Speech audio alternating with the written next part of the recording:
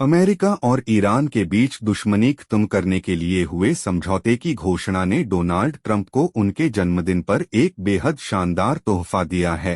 हालांकि यह काफी अनिश्चितताओं में लिपटा हुआ है। समझौते का ऐलान करते हुए सोशल मीडिया पर की गई अपनी पोस्ट में अमेरिकी राष्ट्रपति ने कहा कि होर्मुज स्ट्रेट कमर्शियल जहाजों के लिए खुल जाएगा और अमेरिका अपनी नौसैनिक नाकेबंदी हटा लेगा। ट्रंप ने रविवार को कहा, तेल को निर्बाध बहने दो। उन्होंने आगे कहा कि पिछले अमेरिकी राष्ट्रपतियों की नाकामियों के उलट उन्होंने एक बेहतरीन समझौता कराया है, जो पूरे क्षेत्र में शांति और सुरक्षा लाएगा। पिछले साल गजा युद्ध खत्म करने वाले समझौते को लेकर उनके हमेशा के लिए शांति और ईमान, उम्मीद और ईश्वरीय शुरुआत के दावे भी इतने ही बड़े थे, जबकि ज़मीनी हकीकत इन दावों से काफी दूर रही है। इस तरह के बड़े दांव वाले कूटनीतिक समझौतों में कामयाबी या नाकामी आमतौर पर बारीक ब्योरों पर निर्भर करती है, और यहाँ यही ब्योरे बहुत कम उपलब्ध हैं।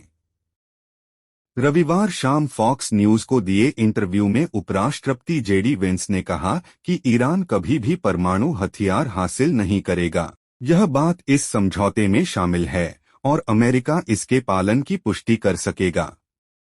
इनमें से कुछ बातें आगे की बातचीत और मौजूदा युद्ध विराम को 60 दिन बढ़ाने के दौरान होने वाली तकनीकी वार्ताओं में तय की जाएंगी।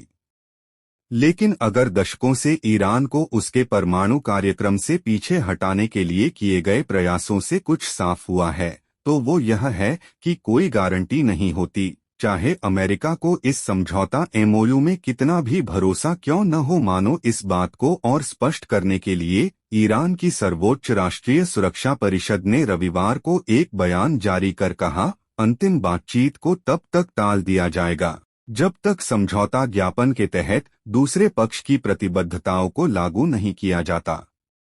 वे प्रतिबद्धताएं क्या हैं और ईरान उनकी क्या व्याख्या करता है, इससे यह तय होगा कि यह समझौता टिकेगा या नहीं। ऊर्जा बाजार के विशेषज्ञों ने चेतावनी दी कि होर्मुज स्ट्रेट से तेल की आवाजाही युद्ध से पहले के स्तर पर तुरंत लौटने की संभावना नहीं है। बड़ी संख्या में फंसे तेल टैंकरों को हटाने, बारूदी सुरंगों को साफ करने और सामान्य तेल आपूर्ति व उत्पादन बहाल करने में कई सप्ताह लग सकते हैं। आधिकारिक हस्ताक्षर होने में अभी कई दिन बाकी हैं।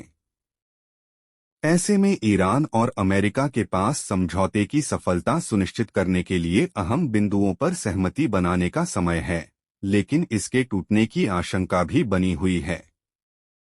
एक और अनिश्चित फैक्टर इसराइल है। यह हमेशा से 3 पक्षों वाला युद्ध रहा है और ट्रंप ने रविवार को वॉल स्ट्रीट जर्नल से कहा कि वह इस्राएली प्रधानमंत्री बिन्यामिन नेतन्याहू से बेहद नाराज थे, क्योंकि उन्होंने इस सप्ताहांत लेबनान में हमले करने का आदेश दिया था। ट्रंप का मानना था कि इससे लगभग अंतिम चरण में पहुंच चुका ईरान समझौता पटरी से उतर सकता था। समझौता कायम रहा, कम से कम इतनी देर तक कि इसकी सार्वजनिक घोषणा की जा सके। लेकिन अगर इसराइल लेबनान में नए सैन्य अभियान शुरू करता है, तो ईरान फिर से होर्मुज स्ट्रेट बंद करने का फैसला कर सकता है और एक बार फिर वैश्विक अर्थव्यवस्था को खतरे में डाल सकता है। अपनी टिप्पणी में वेंस ने यह भी इस युद्ध ने ऊंची ऊर्जा कीमतों और उनसे जुड़े आर्थिक असर की वजह से कई अमेरिकियों को परेशान किया है। उन्होंने कहा, अमेरिकी लोगों के लिए मेरा मुख्य संदेश है, धन्यवाद। साथ ही उन्होंने वादा किया कि ईंधन कीमतें कम होना शुरू हो जाएंगी। तेल के दाम कितनी जल्दी कम होते हैं और आर्थिक मुश्किलों का सामना कर रहे अमेरिकियों के लिए यह कितनी जल्दी राहत के रूप में दिखाई देता है, इससे काफी हद तक यह तय होगा कि नवंबर के मध्यावधि चुनावों से पहले रिपब्लिकन पार्टी पर बढ़ता दबाव कम होता है या नहीं। हालिया पोल्स के मुताबिक ट्रंप और उनकी पार्टी को जनता की बढ़ती नाराजगी का सामना करना पड़ रहा है। यूगोव सर्वे में पाया गया कि 63% अमेरिकी अर्थव्यवस्था को संभालने के उनके तरीके से असंतुष्ट हैं, जबकि 57% लोगों का मानना है कि अर्थव्यवस्था और बिगड़ रही है।